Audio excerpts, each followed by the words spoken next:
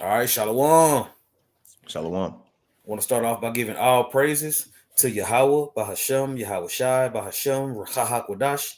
Double honors to the apostles and elders at Great Millstone. Peace and blessings to the Akim teachers about the mind wa Mott. That's in sincerity and truth. The Great Millstone Dallas branch. I got myself right here. I got Anai with me. And yeah, we're gonna continue with the series. And this week we on Judges chapter 5. So Lord willing it to be edifying. And yeah, let's go, champ. Khan. Yep. So, like the elder said, we read Judges chapter 4 last week, which pretty much was the story of Deborah and Barak. Okay. And pretty much how uh, they defeated, let me go back. Okay. They defeated Sisera, okay, who was the captain of the host of Jabin, the king of Canaan. Okay. And really, um, the Lord showed, his power and his works through the hand of somebody who wasn't even in the Israelite army, but actually a uh, the wife of a Midianite. Okay, that pretty much ended up putting Sisera to death. All right, and so this is like a continuation of chapter 4, and when you go into it, it's titled "The Song of Deborah and Barak."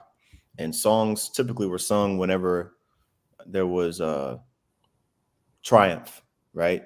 You have the song in, I believe it's Exodus 15.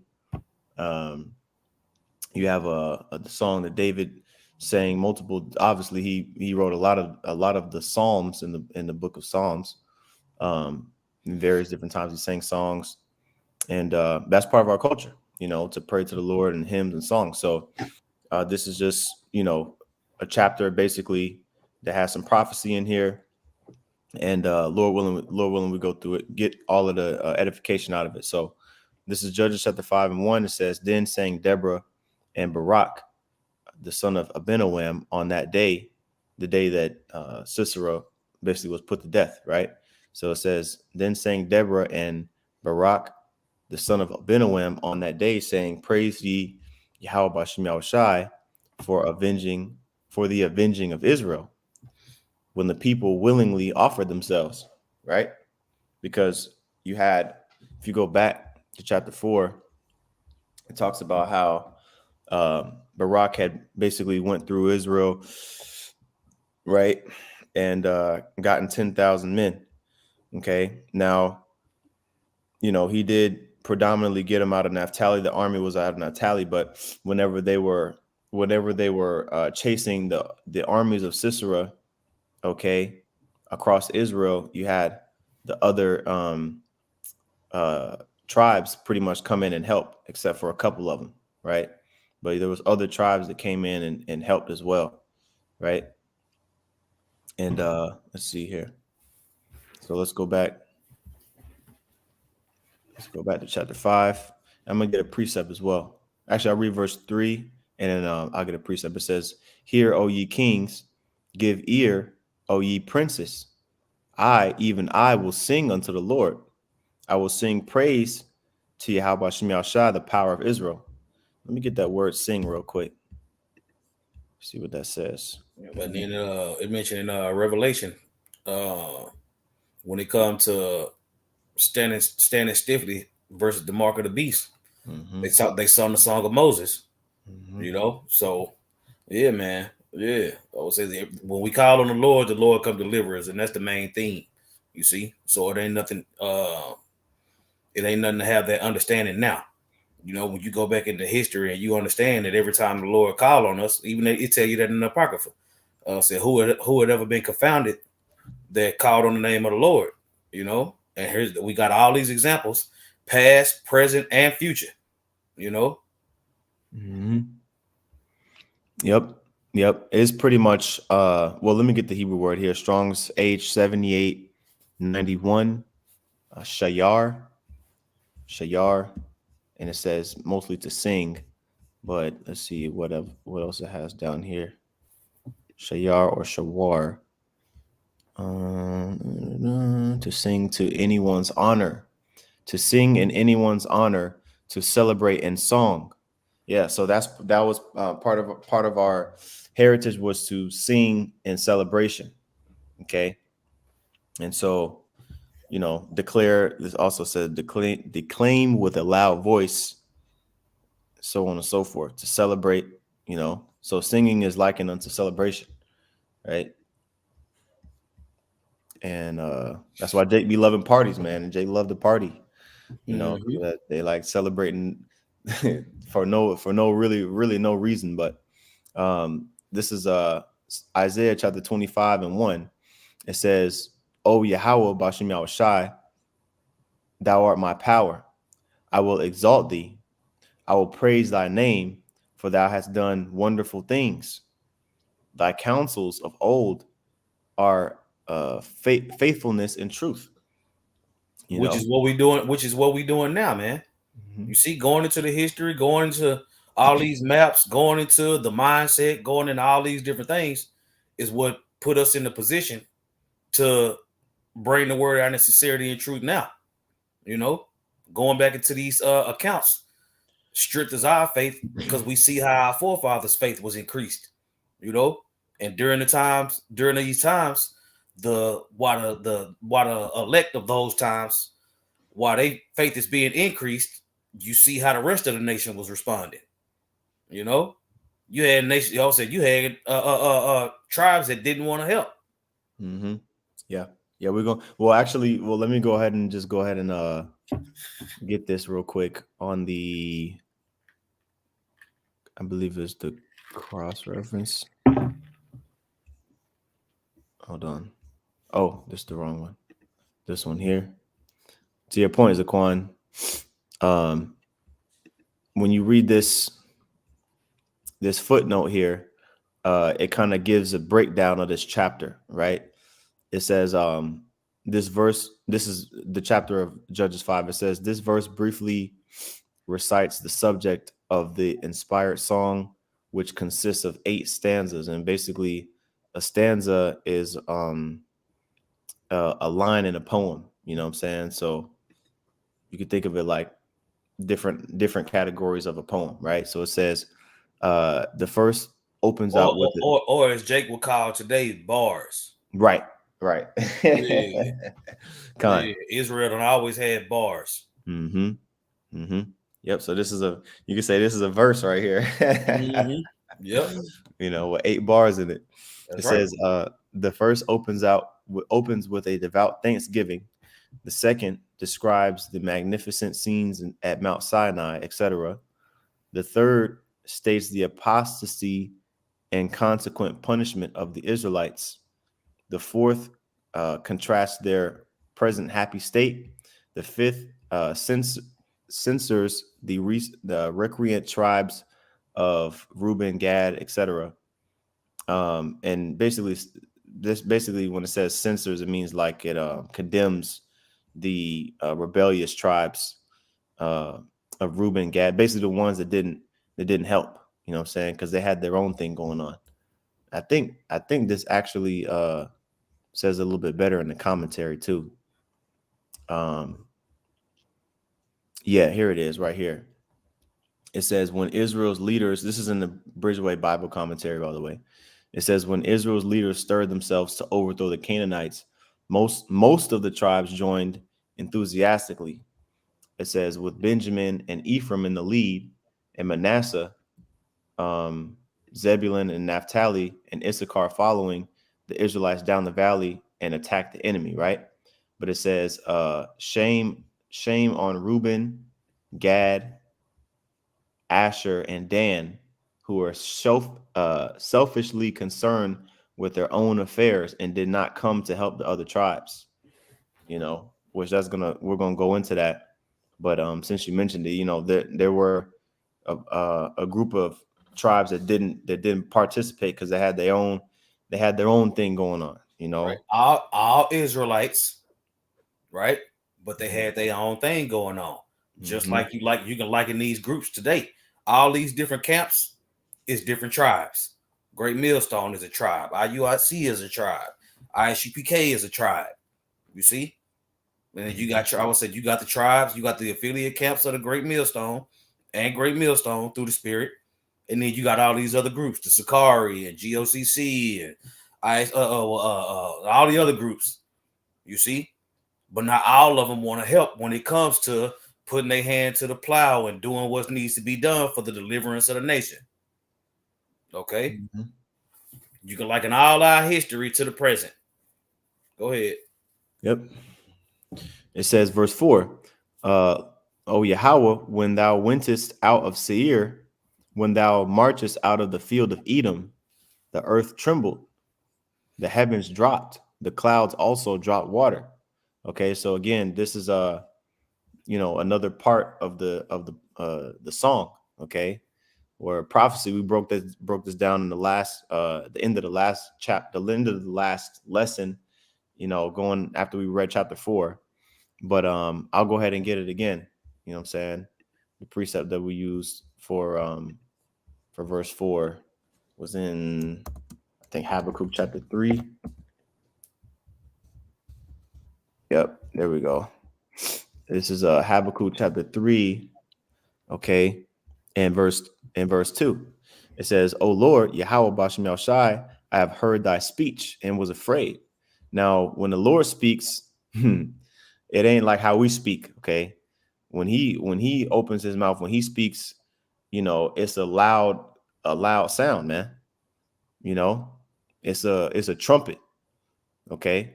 Like when you read in Exodus chapter 19, pretty much how it talked about how that trumpet sounded louder and louder. Let me see if I can find it real quick. Okay, so we got to paint the picture. Exodus 19. Man, this computer makes it so easy to find precepts. Let's see. There we go. There we go. All right, this is Exodus 19 and 16. It says, "And it came to pass on the third day, on the third day in the morning, that there were thunders and lightnings and a thick cloud upon the mount, and the voice of the trumpet exceeding loud, so that all the people that was in the camp trembled." All right, that's the See what voice. they say in the NLT. Okay. Yep. Exodus 19 and 16. And we're getting straight to the point. You got to read up earlier in the chapter, but to get the whole story. But we're getting straight to the point. Exodus 19 and 16.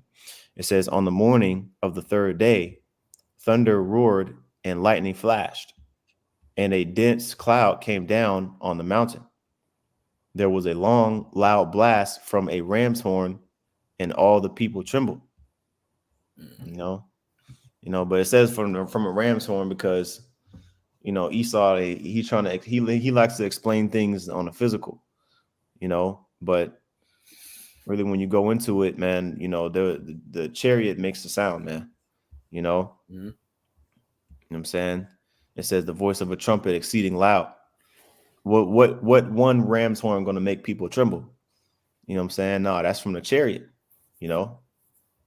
So, and now it's to let it be known that it was the Lord, the presence of the Lord was there. That's why you had those thunderings and the cloud and the thick darkness, because why? The chariot was descending upon the mountain. Right? And so when the Lord comes back, it's gonna be the same thing. Okay. So going back to Habakkuk 3, all right, in verse 2, it says, "O Lord, I have heard thy speech and was afraid. O Lord, Yahweh Bashem Yal Shai, revive thy work in the midst of the years. In the midst of the years, make known. In wrath, remember mercy." Right? So he's going to make short work of this place when he comes back. Okay? In the midst of the years, when everybody think he's not going to come back, that's when he's going to come back. Right? He's going to have mercy upon those that were faithful to him. It says the Most High came from Teman, which Teman is a chief city in Edom, right? It says, "And the Holy One from Mount Paran, Selah.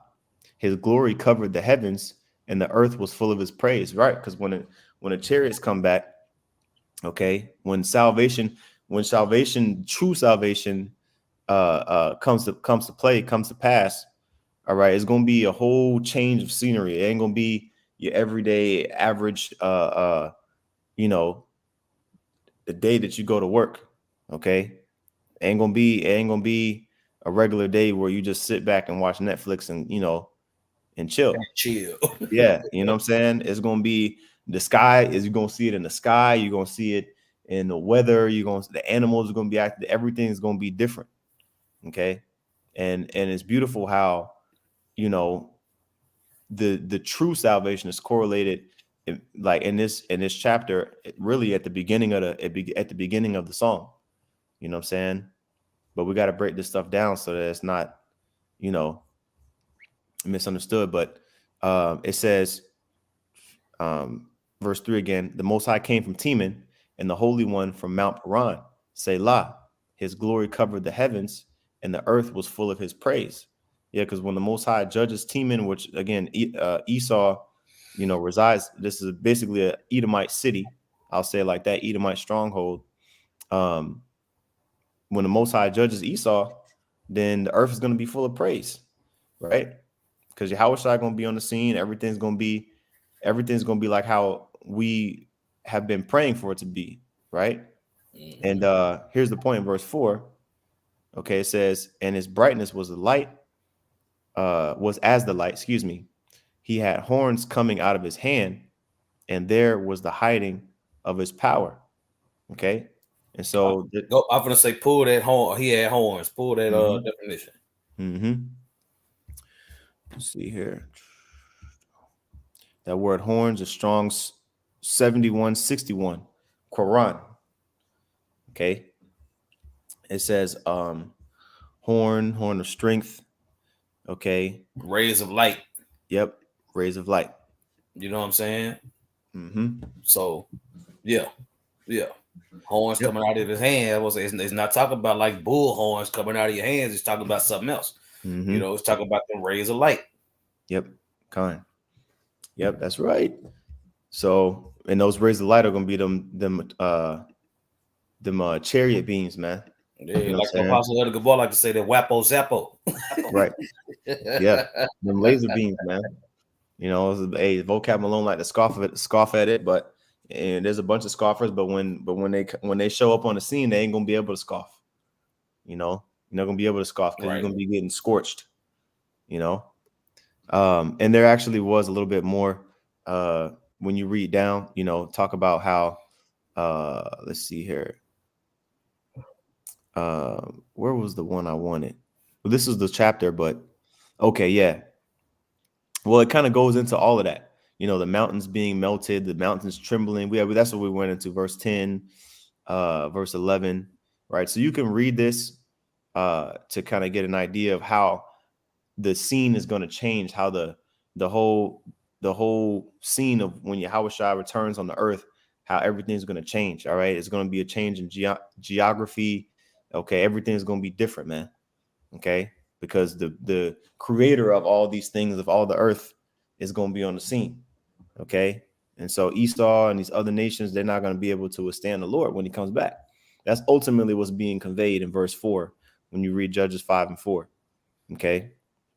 All right. It says, I read again, Lord, when thou wentest out of Seir, when thou marchest out of the field of Edom, the earth trembled. Right. Another precept is, what is that? Isaiah 63.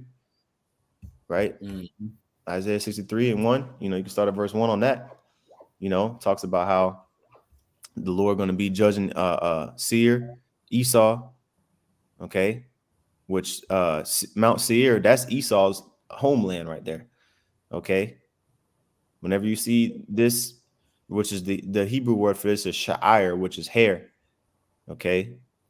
That's his homeland. Like how this is Esau's capital, Seir. Okay. Mount Seir is his capital, if you will.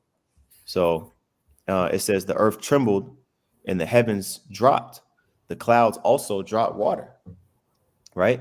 So where is the Edomites that was in verse 5, or excuse me, that was in chapter 4 when we read Judges chapter 4? There weren't any Edomites mentioned, but Esau and his judgment is synonymous with salvation. Okay. So it's a beautiful thing that's being mentioned. It says, verse 5, the mountains melted from before the Lord, right? Which is going back to that Habakkuk chapter 3, reading around verse 10 area. You can see how that correlates there. Okay, it says the mountains melted from before the Lord, even that Sinai from before Yahweh, the power of Israel.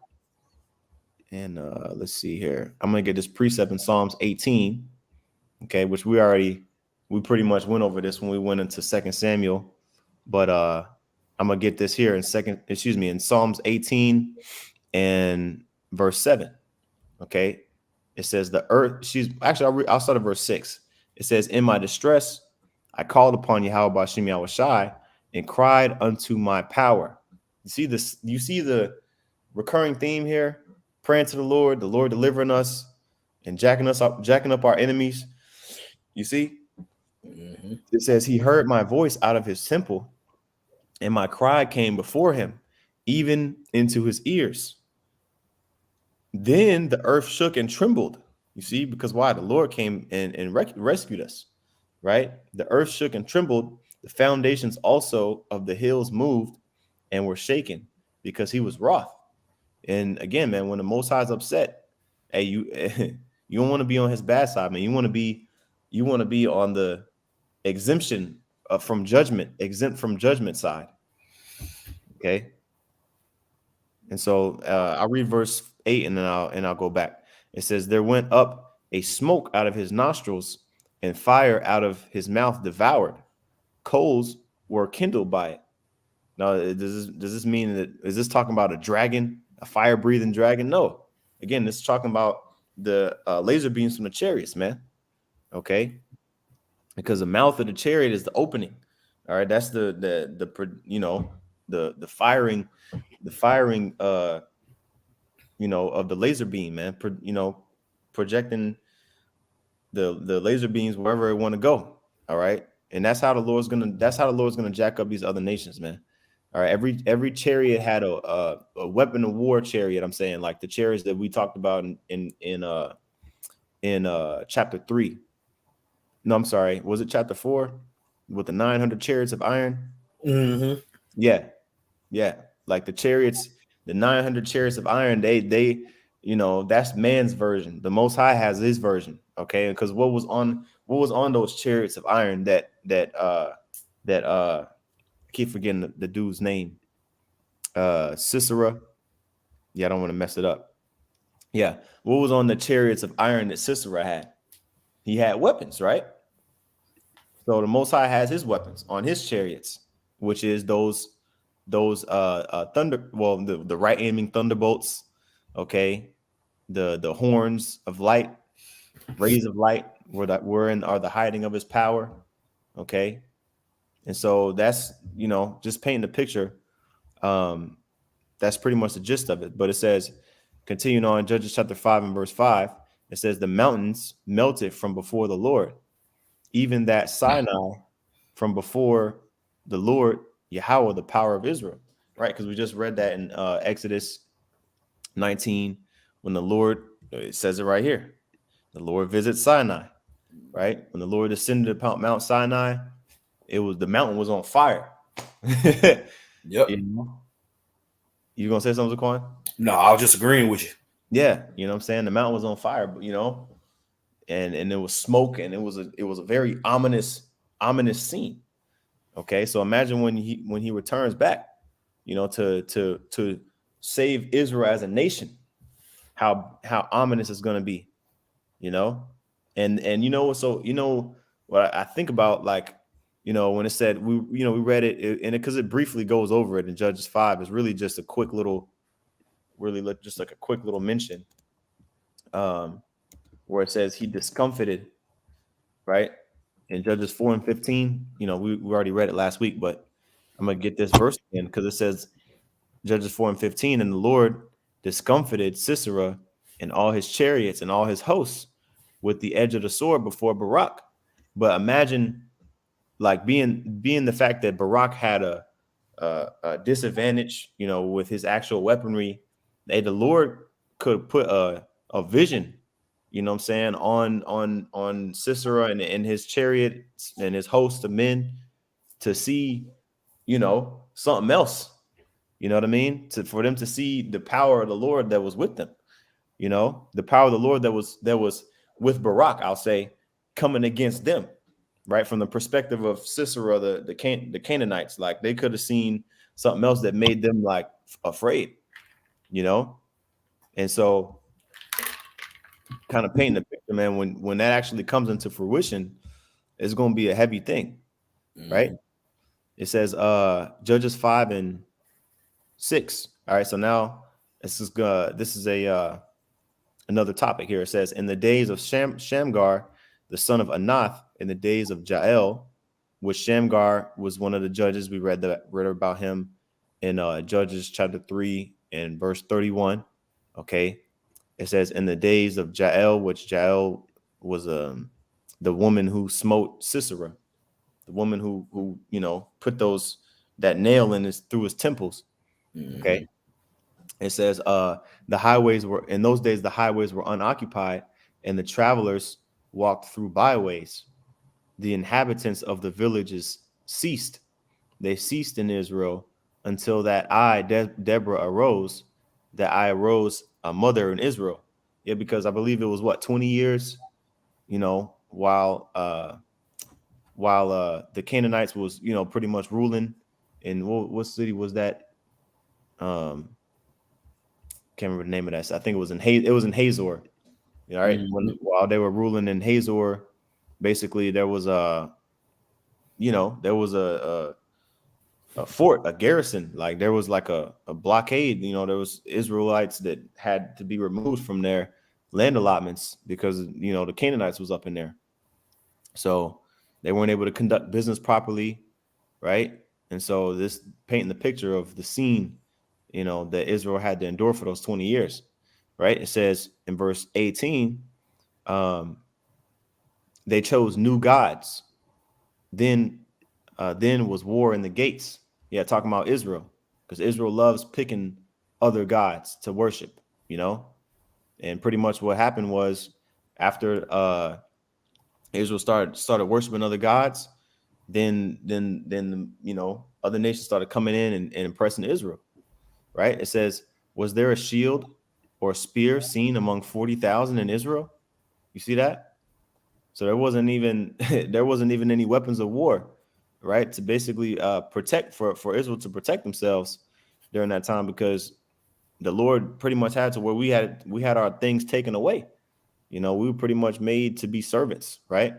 Even now, like, okay, like what Israelites do you know that have an air force or that have ICBMs, like the modern day weapons? We don't have that stuff. We don't have no tanks or no jets, no war jets or nothing like that. All right. So even now, we're still in captivity, man. And I think I had this precept. Yeah, I had this precept in Leviticus 26, because this is basically one of the curses, right? In Leviticus 26 and 21, it says, and if you walk contrary unto me and will not hearken unto me, I will bring 7 times more plagues upon you according to your sins. I will also send wild beasts among you, which shall rob you of your children and destroy your cattle and make you few in number, and your highways shall be desolate. You see? So who's to say that the Lord didn't send certain wild beasts and different things among uh, you know, the tribes that was going off? You know what I'm saying? And that could have been part of the reason it was a war in the gates, and why the highways were unoccupied, as it says in verse 6. All right. Um, let's see here. All right, verse 9. It says, all right, there's another topic. My heart is, or another bar, I should say. My heart is toward the governors of Israel that offered themselves willingly among the people.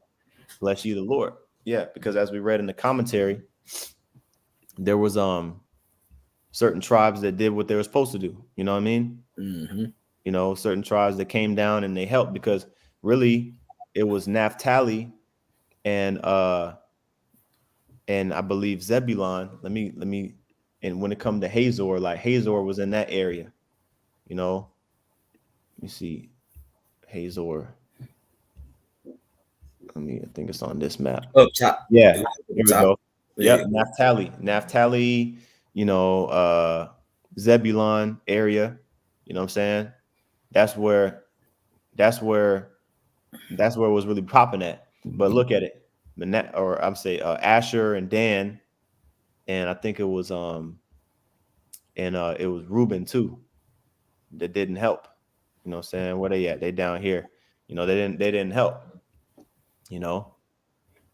So anyway, going back here, it says, my heart is toward the governors of Israel that offer themselves willingly among the people. Bless ye the Lord. Speak ye that ride on white asses, that ye that sit in judgment and walk by the way. Okay, which those that ride on white asses are synonymous with judges. Okay, it says, they that are delivered from the noise of archers in the places of drawing water, there shall they rehearse the righteous acts of the Lord. Now, this is a scripture we get all the time, right? Judges 5 and 11. And let's see what precept I had here. Okay, I'll get that towards the end of the verse. So there's a couple of things we want to pull out. The noise of the archers. Okay, that's the noise of the ICBMs when ICBM missiles come. Okay, and Yahushua delivers us from that. Okay, then that's going to be prophecy fulfilled. Okay, now when it says the places of drawing water, isn't that in Joshua? Let me see where Mm-hmm. where that precept. Yeah. Let me Joshua see. made. Yeah. Joshua put in. Yeah. Drawers of water. Mm-hmm. Let me see if it's oh, he made, okay, it says drawers of water. Yeah. Let's see. Yep, that's it.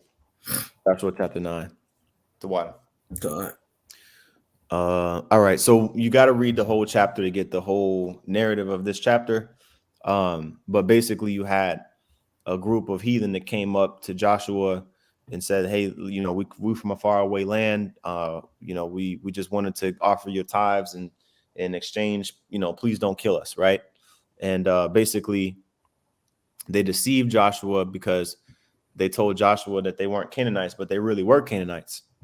And you know, they really weren't from a faraway land. They just wanted to save their little whatever city they were from or whatever the case is. So pretty much what happened is, since Joshua, you know, and the leadership at that time had made a pact with them before they found out that they actually were Canaanites, they just made them become servants, slaves, right? And so um if you read here, Joshua chapter 9, and I'll read verse 19. It says, but all the princes said unto the congregation, we have sworn unto them by the Lord, the power of Israel, and now therefore we may not touch them. But this we will do to them. We will even let them live, lest wrath be upon us, because of the oath which we swear unto them. And the princes said unto them, let them live, but let all of them be hewers of wood and drawers of water unto all the congregation, as the princes had promised them. Right. So if you're hewing wood, right, and you're drawing water out of a well, you going and fetching and giving it to the cattle or giving it to, you know, whatever household needs it.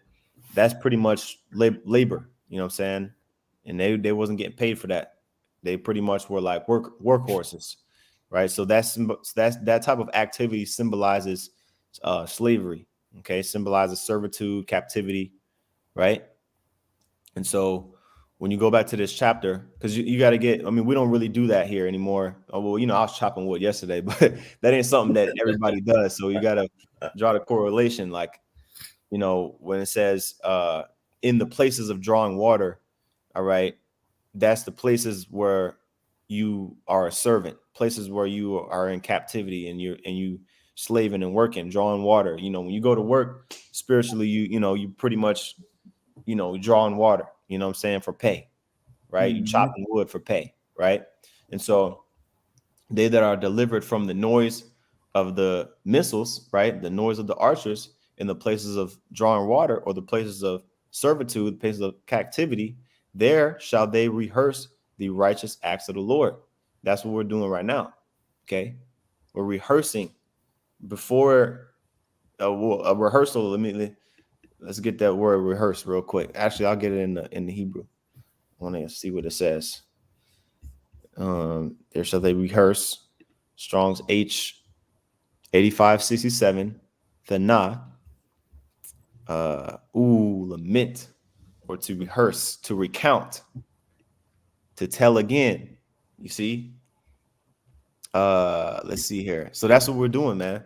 We're recounting the righteous acts, Mm-hmm. okay, that we've been commanded to perform. All right, the righteous acts of the Lord. We're telling again. That's what we're doing right now as we speak. Right now, we're Yep. rehearsing the righteous acts as we speak. Yep. And once saying we the Passover is coming up. Mm-hmm. Yeah, the Passover is coming up. New moon came in, signifying this being the literal beginning of the year according to the Hebrew calendar. You know, and what's 2 weeks after that? The Pesach. You see, so we rehearsing. You know, because in the, when you go back into the law, you know what I'm saying. If you don't keep the Passover, you cut off.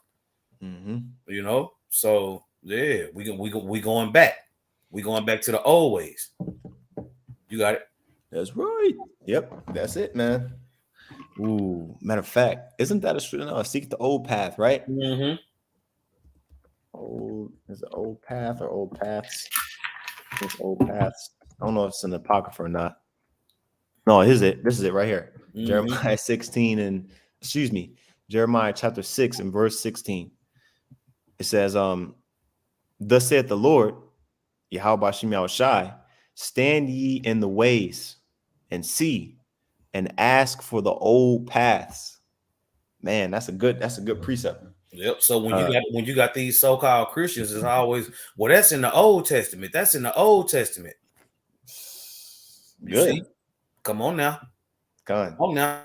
I will say the Lord always quoted the Old Testament. Paul always quoted the Old Testament. You know what I'm saying? Other prophets in the New Testament, you know what I'm saying? The disciples, the apostles, they was always going into the old, you know. Hell, even the circumcision. They was holding a grudge against the Gentiles because they was basing it off the old paths. Yep. Man, that's You heavy. know? Yeah. Gone. So yeah, the Lord required that which is past. So Gone. you got to be able to look back to look forward, you know. And if you don't want to do that, then that's on you. That's right. Make sure we got no precepts. All right, cool. Where we at here? Jeremiah 6 and 16. All right, it says, stand ye in the ways and see and ask for the old paths. Where is the good way? And walk therein. Now get that word walk. Okay. I think it should be your lock. The rock. Let's see. Yep, your lock. That's it. Strong's H 3212. Your lock. It says to go, to walk, Live proceed. to, I would say, to manner of life. Walk ye in these paths. Yep, that's it. You see? So you live, I would say you live by walking in these paths, man. Going back to the old way, rehearsing the righteous acts. You see, we was in the middle of we was in the middle of a process of being delivered. You see, this whole chapter is based on deliverance. Fine. That's it. That's it. That's right. Yep. We gotta walk, man. Yeah, that's a common word in the Hebrew too.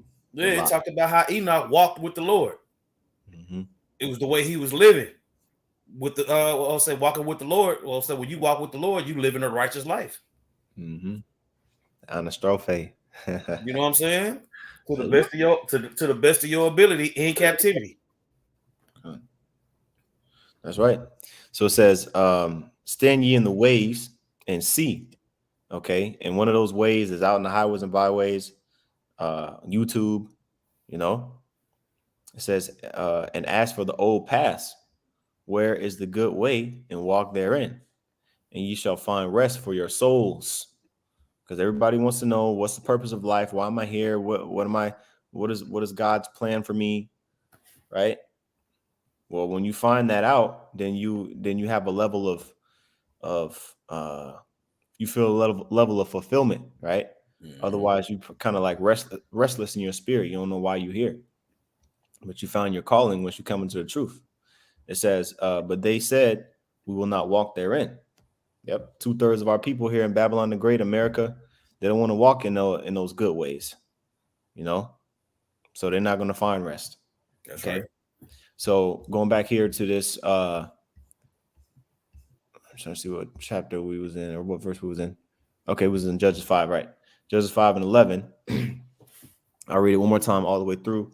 It says, they that are delivered from the noise of archers in the places of drawing water, there shall they rehearse the righteous acts of the Lord, of Yahweh Shemel Shai, even the righteous acts toward the inhabitants of his villages in Israel, right? So we're treating our brother as we would want to be treated, right? It says, then shall the people of the Lord go down to the gates.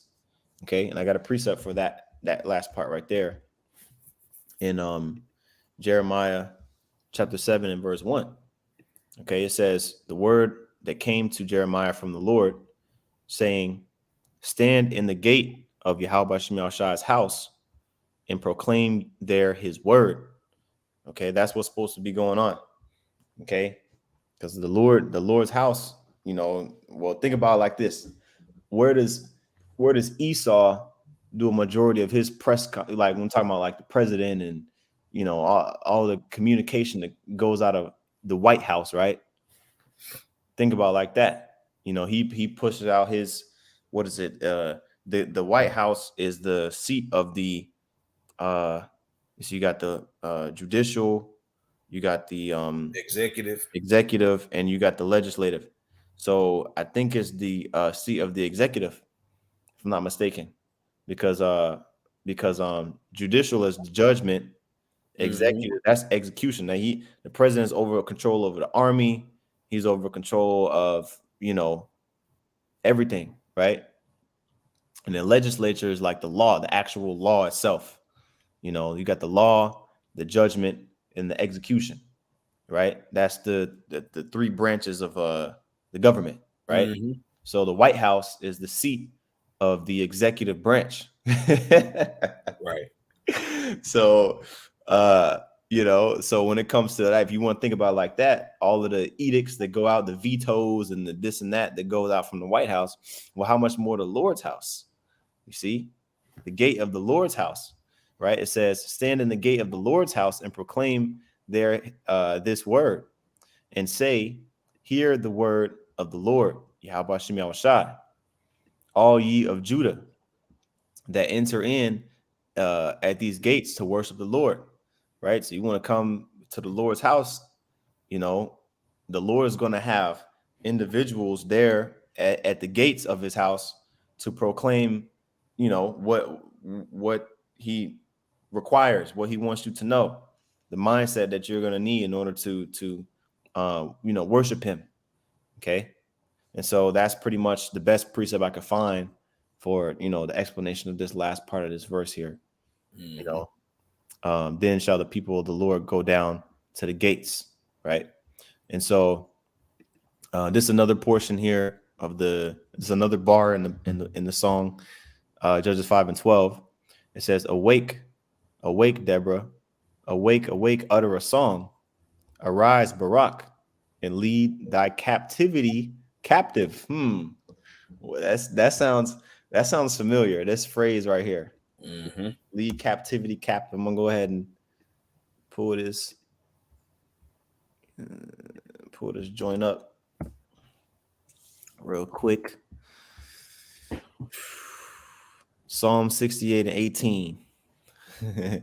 All right, it says, ooh, man, this is I didn't have everything planned as a so I'm kind of like I'm getting surprised as I'm going through this, but Hey, cook, young man, cook.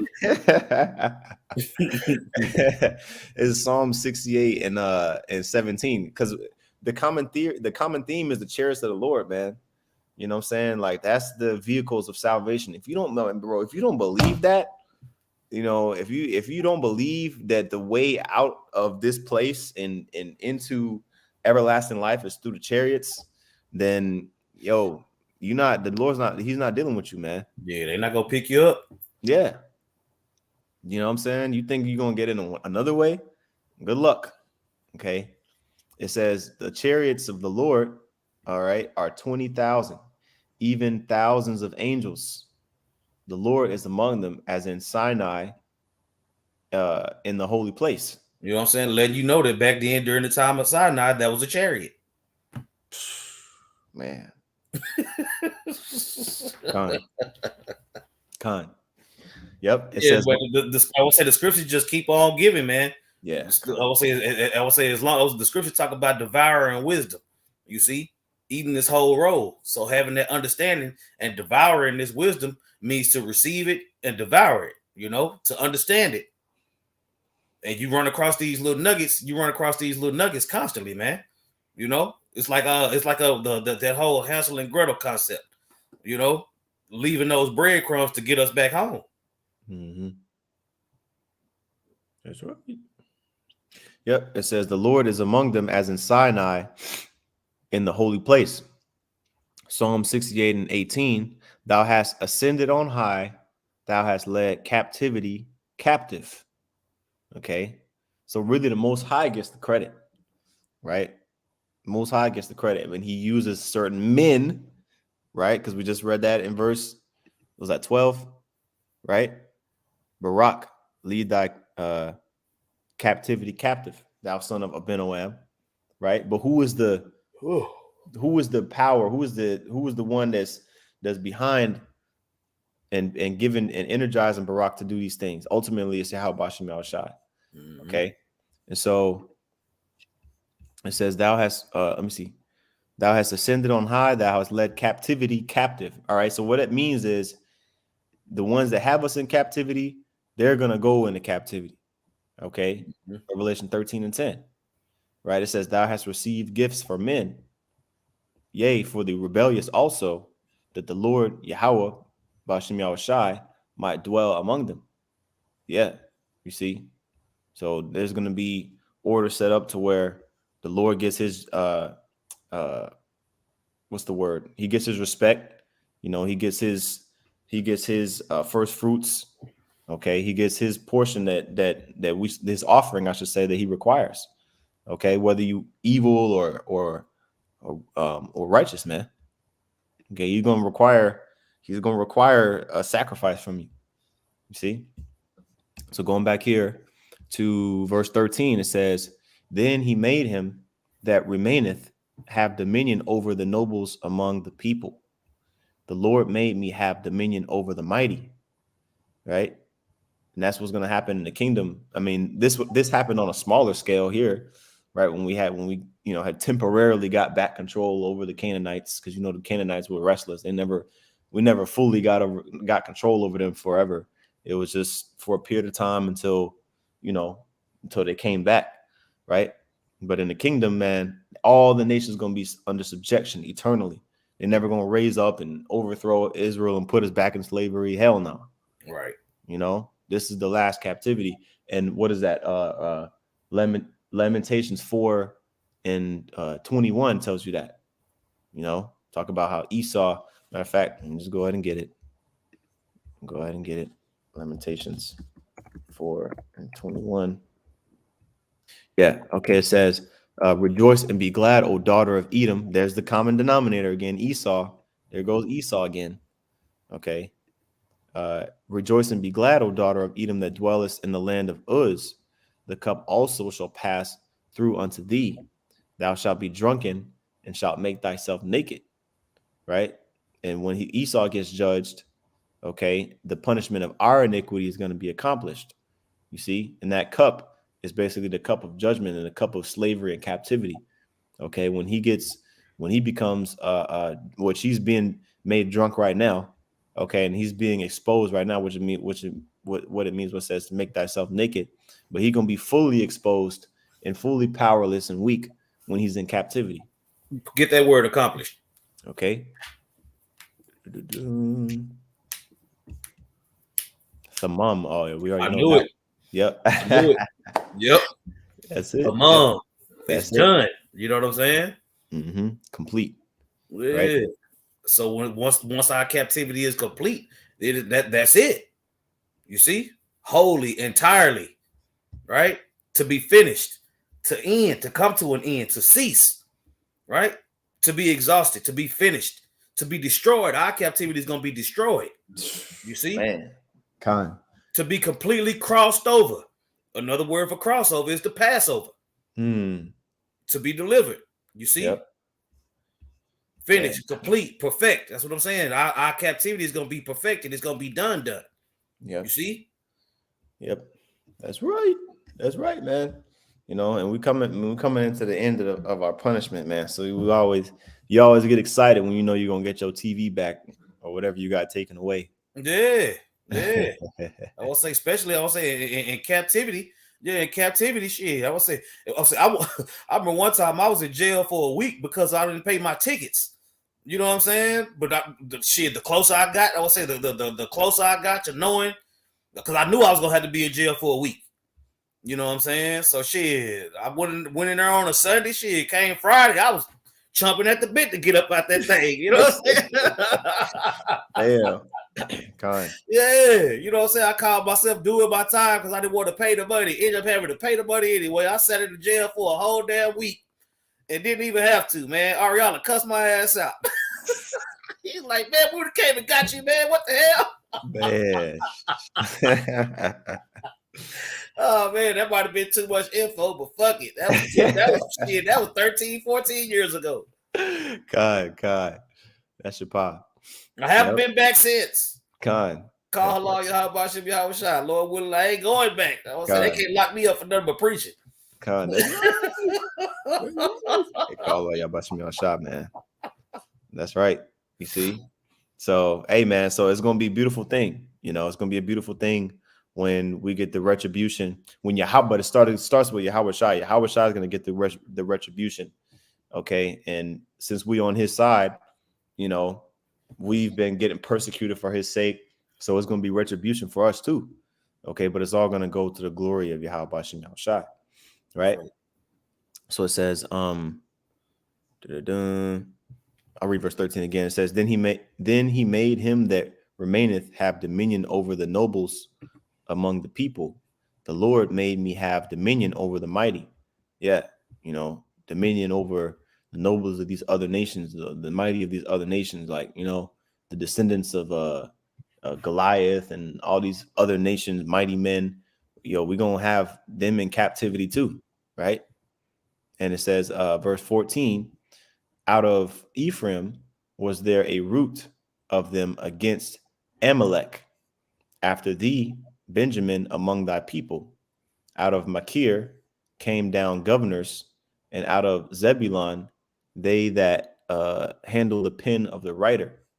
Okay, now pretty much when you get this, it goes into a little bit of history. Let's get the cross reference real quick. Some of the stuff, pretty much most of the stuff we went over already. Let's see here. Yep. Judges 3:27. What does it say right here? I'm trying to remember what this is. Okay, that's right. This talked about when Ehud, you know, pretty much freed Israel. He blew the trumpet in Mount Ephraim. All right, and you had the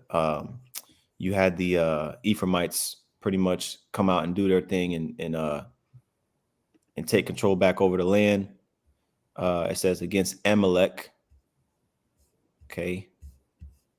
Let's see here. He gathered them under the children of Amalek, smote Israel. Oh, that's right. Because when you read here, yeah, see some of these small details are easy to forget. But pretty much Amalek, where is that here? Okay. Amalek was up in the mix when Elgon, the king of Moab, had came and pretty much, you know, had possessed Israel. You know, it came in and took over a portion of Israel, right? It says in verse 13, and he gathered unto him the children of Ammon and Amalek. and went and smote Israel. So Amalek was up in there too. So when Elgon, this is going back to last week, when Elgon Yeah, got chapter taken 3. out, I mean, yeah, it was chapter 3, right? chapter Yeah. 3. Yeah. Yep. Okay. So just as a refresher, just to break down this particular verse, when Elgon had got taken out, in the which was the king of Moab, also the children, the Ammonites and the Amalekites, they also got taken out of power as well, because they pretty much came and helped Elgon. You know what I'm saying? Which Moab is the modern day Chinese, okay, and then you got Ammon, which is the modern day Japanese, okay, and then you have Amalek, which is the modern day Edomite. small hats, yeah, Edomites, okay, and over there in the land, all right, imposters, right? So going back here, all right, so that's the explanation on that. It says, out of Machir came down governors, and out of Zebulon they that handle the pen of the writer. So you had, of course, these things being documented. And it says, verse 15, and the princes of Issachar were with Deborah, even Issachar and also Barak. He was sent on foot into the valley. For the divisions of Reuben, there were great thoughts of heart. So this part right here, it's kind of like, consider this verse kind of like separate, or this part of the verse kind of separate, because it's in the same verse, but it commends these tribes here, Benjamin, Ephraim, I think Machir is Manasseh, Zebulon gets commended, Issachar gets commended, right? But Reuben was divided, you know what I'm saying, in mind. Okay. Basically they were proud, you know what I'm saying? That's what it's saying when it says there were great thoughts of heart. It says for the divisions of Reuben, there were great thoughts of heart, meaning this is kind of like a bad thing. It's not a commitment. This part here is like a reprimanding, negative review on Reuben, right? On the tribe of Reuben during this time with this particular situation that chapter 4 goes into. It says, why, and pertaining to Reuben, still in verse 16, why abodest thou among the sheepfolds to hear the beatings of the flocks? For the divisions of Reuben were their great searchings of heart. Okay. Yeah. So, matter of fact, I want to get that in the NLT. See what it says in verse 16. You read my mind. Yeah. Mm-hmm. Yep. You see that? But in the tribe, but in the tribe of Reuben, there was great indecision, meaning they didn't act on it. They were like, oh, damn, should we go down and help our brothers to fight against these Canaanites? Right? It says, why do you sit at home among the sheepfolds to hear the shepherds whistle for their flocks? Basically, to twiddle your thumbs. You over here doing your regular everyday shit, clocking in. Meanwhile, your brothers is fighting for they land allotments. You know what I'm saying? Fighting for positions of their land that they've been in captivity for 20 years, and y'all over here, oh well, that's just their tribe. They're 30 miles away from us. We don't got to worry about that. Let them handle that shit, right? Nah, that wasn't a good look, right? It says, yes, in the tribe of Reuben, there was great indecision. Okay, and I'll read verse 17 in NLT, and I'll go back to KJ after this. It says, Gilead remained east of Jordan, which I want to say, trying to remember what tribe Gilead represents. Go to my deal. Keep clicking the wrong one. Machir is Manasseh. Gilead is Gad. Okay. It says Gad, which is aka Gilead down here. So Gad was also remained east of Jordan, which makes sense. Okay, Gilead here. Let's see where. Yep, Gad, which is east of the Jordan River. Yep. So Gilead, aka Gad, was a tripping too. I guess we were tripping too, Zaquan. Yeah. Yeah, I mean, when they call what's that? When they call you to the army draft, we didn't get we denied the draft. Draft dodgers. Yeah, kind of. Yeah. So it says it draft says dodgers. It says draft dodging ass. It says Gilead remained east of Jordan, and why did Dan stay home? Asher, Asher sat unmoved at the seashore, remaining in his harbor. So they, chilling on the beach. You know what I'm Man, saying? So it says, but Zebulun risked his life, as did Naphtali on the heights of the battlefield. You know, so that the tribes that didn't participate, it was being called out. You know, but hey man, it's the beautiful thing is now in these times, 144,000, 12,000 out of each tribe. You yep, know, so now it's like, hold on.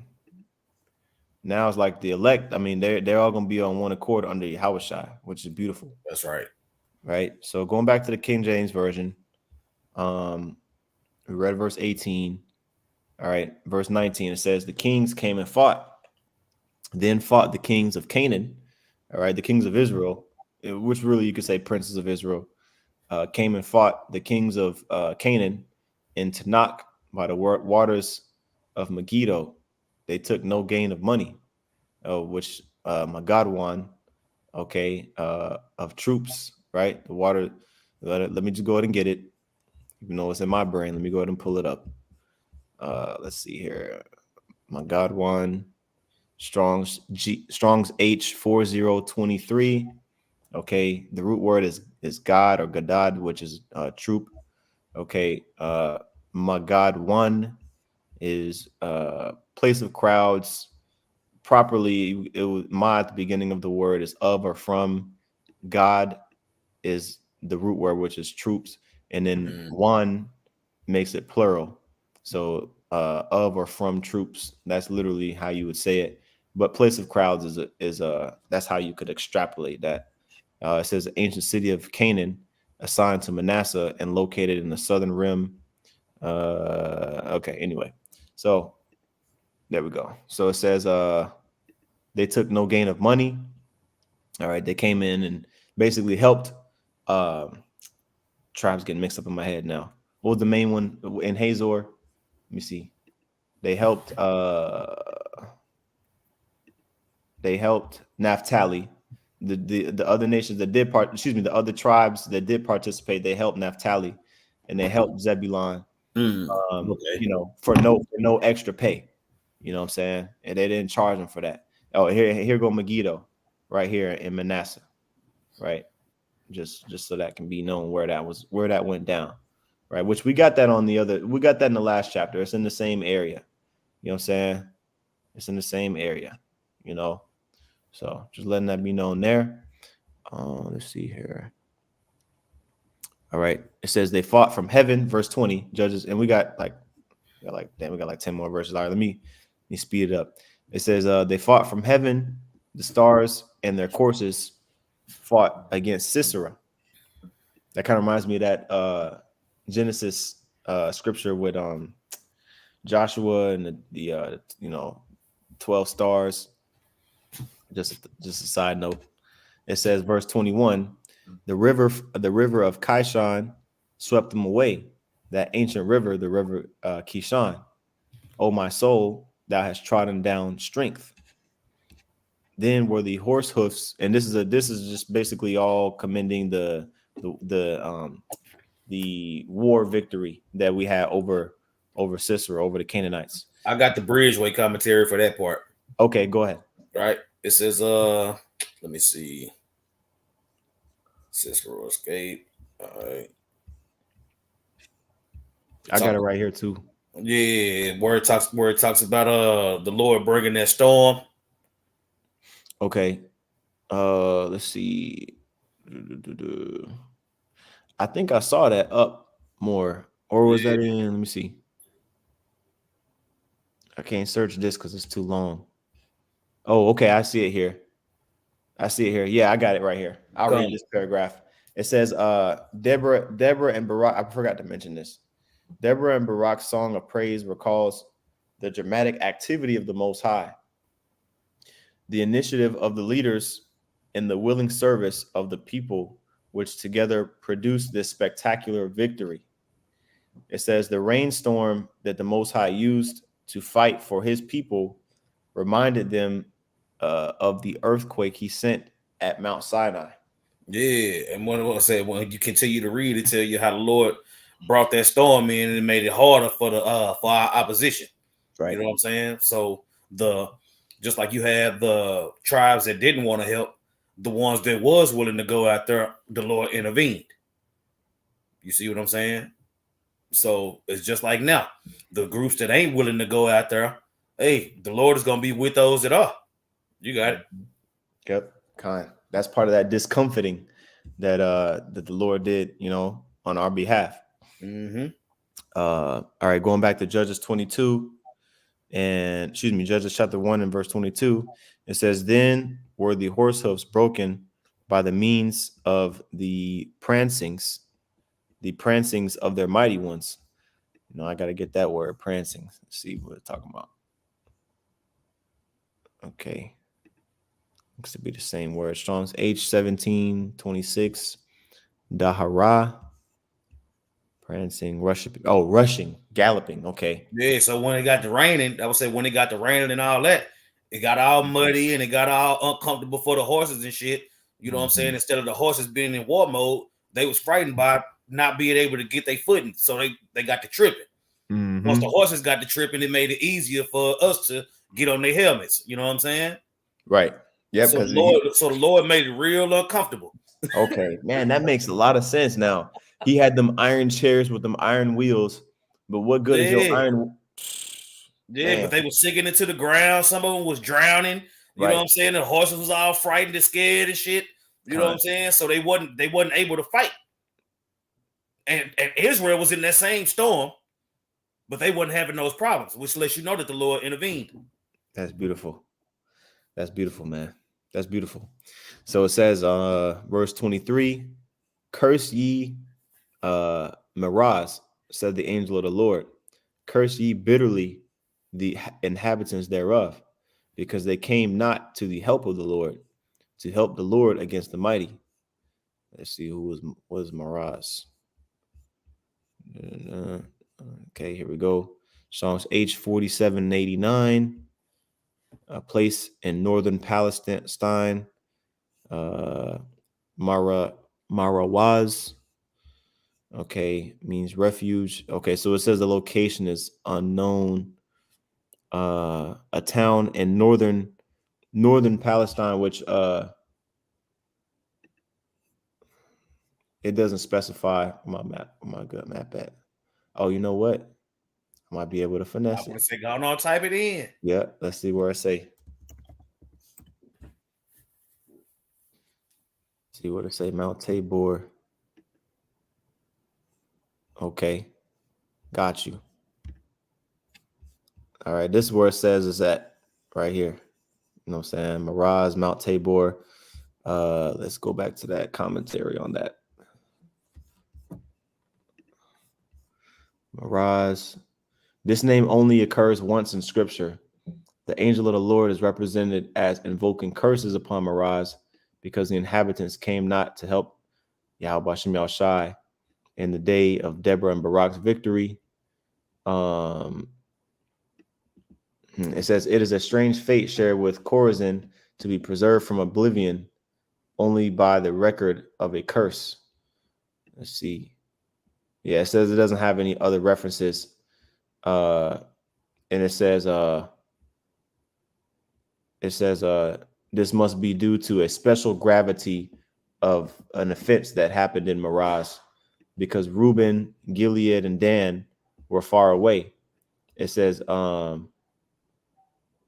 okay, it says perhaps Mirage, and this is speculation, by the way, because it doesn't have much information on here, but it says perhaps Mirage was near the battlefield and at some stage of conflict within sight and hearing of strife, they turned a deaf ear, okay, and a cold heart to the dire straits of their brethren. Okay, so yeah, it doesn't have a lot of information on Mirage. It's only mentioned once in the scripture, but the inhabitants of this place, can be assumed that they didn't want to help. You know what I'm saying, in the military campaign, even though it was easy. It would have been easy for them to do so. Okay, and so didn't know that until now. But continuing on here in verse 24. Blessed above women shall Jael, the wife of Heber the Kenite, be. Blessed shall she be above women in the tent. Yeah, even though she was a heathen. You know what I'm saying? Well, her husband was a heathen. I'll just say it like that and leave it at that. You know, her husband, Heber, was a Midianite, right? He was a relative. She kind of make you think about what's the old girl name that helped the spies? Yeah, Rahab. Rahab. You know what I'm saying? She had Yep. a Rahab spirit on her, Yep. to help Israel. Come. You know? That's right. That's right. All right. It says, blessed shall she be above women in the tent. Yeah, because she killed Sisera, the enemy, the captain of the host of the army that was oppressing Israel for 20 years. So yeah, she got that blessing. Right. It says he asked water, and this is just recounting what happened in chapter 4, you know, that interaction between her and Sisera.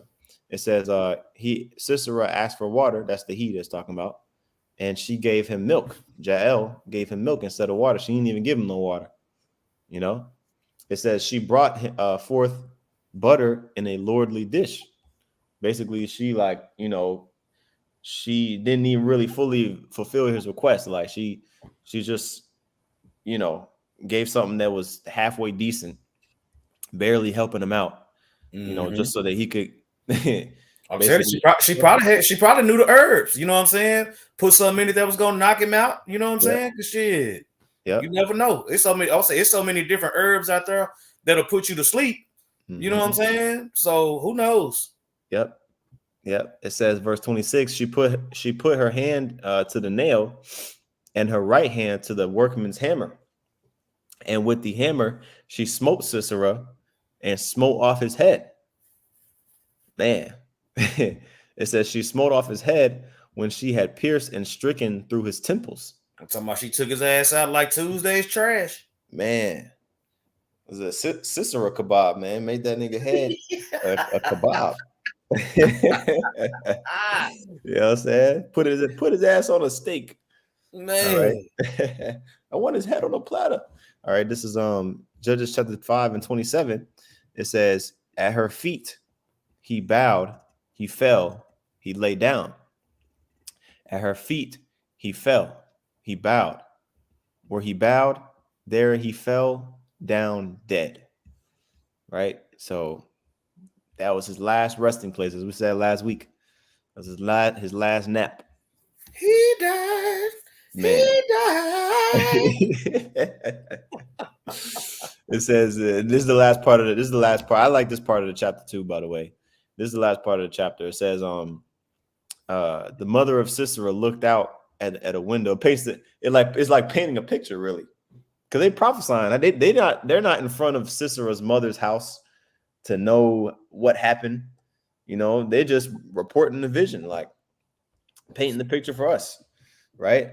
And this is what Jake does, like, on a level, they're like, man, I'm gonna put him on a t-shirt. I'm gonna have his mama crying about him, this and that, on the wicked side of things. But really, this is how we should be towards the other nations. You know what I'm saying? Hey, there's nothing new under the sun. Okay, Sisera was one of the first niggas to get put on a spiritual t-shirt, man. Spiritually, okay, because his mom, it says, the mother of Sisera looked out at a window and cried through the lattice, why is his chariot so long in coming? Why tarry the wheels of his chariots? Right? So they're painting a picture of Sisera, mother, gazing out the window like, man, he's sure been gone for a long time. You know what I'm saying? Well, where them 900 iron chariots at? It's been a long time. Read that part in the NLT. Yeah. You know what? I'll read the whole rest of this chapter in the NLT. Because it'll be good stuff. Judges 5. Thank you, Alazar. Judges 5 and 28. I'd like to give a shout out to the chief high priest Alazar for his contribution of the NLT to the ministry. Fuck out of here, nigga. Go ahead, bro. I had to get it. I had to, cuz. It wouldn't I had to, cuz. God. This is Judges 5:28. It says, from the window, Sisera's mother looked out. From the window, she watched for his return, saying, "Why is his chariot so long in coming? Why don't we hear the sound of chariot wheels?" Her wise women answer, and she repeats these words to herself, right? It says, "They must be dividing the captured plunder with a woman or two for every man." No, they lost. They lost. Well, they must be. They must be taking up. They must be taking up the spoils. They had to win. They had to have won with all that firepower they had, all them chariots. You know, they must have won the war. Now they celebrating. Now they dead. Go ahead. That's right. It says, "There will be colorful robes for Sisera and colorful embroidered robes for me." Mm-mm. Yes, yes, the plunder will include colorful robes embroidered on both sides. Dead wrong. Man, it says, "Lord, Yahweh, may all your enemies die like Sisera, but may those who love you rise like the sun in all its power." Then there was peace in the land for 40 years. That's what I'm saying. But you see the captivity is always doubled up. You know what I'm saying? You got the captivity, and then you got the deliverance. The peace is always doubled up. You know what I'm saying? We started at 8 years, it jumped to 16, then it jumped to 20 something. You know what I'm saying? Now the peace is 40 years. You see? Con. And each time the Lord gave us freedom for longer, we messed it up anyway. Yep. That's right. Oh, and for you one woman Israelite guys, what's up with this scripture right here? For you want a scripture, another scripture to prove that a regular man outside of David and Abraham had more than one woman? Here you go. Dividing the spoil and dividing the plunder included having a woman or two, okay, as a captive. I'll say from the other. Also letting you know that it's always, I don't care where you at, it's more women than men. Con. Across the planet. You know? So yeah, man. Yeah, you got it. Yep, that's it. That's the point being made. Let me see if there's any precepts on the page. Okay. Okay, it's a good one. Second Thessalonians 1:16. I'm sorry, 1:6. I will remove this off there. All right, this is Second Thessalonians 1:6. It says, "Seeing it is a righteous thing with the Most High to recompense tribulation to them that trouble you, and to you who are troubled, rest with us when the Lord Yahushua shall be revealed from heaven with his mighty angels." You see? That's what I'm saying. And when those that rested with the judges was the ones that was delivered. Mm-hmm.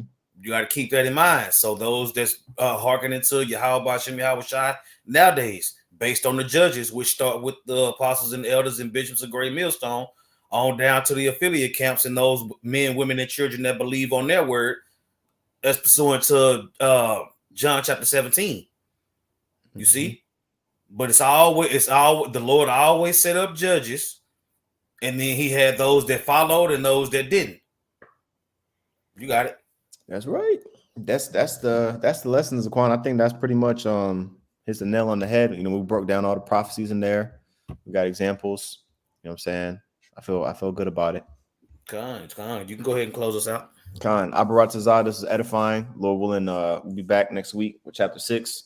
With that, we want to give all praises, honor, and glory unto Yahweh, Ba'ashem, Yahweh Shai, Ba'ashem Kakwadash. Double honors to the apostles and those of Great Millstone, and peace and salutations to the elect. Shalom. Shalom.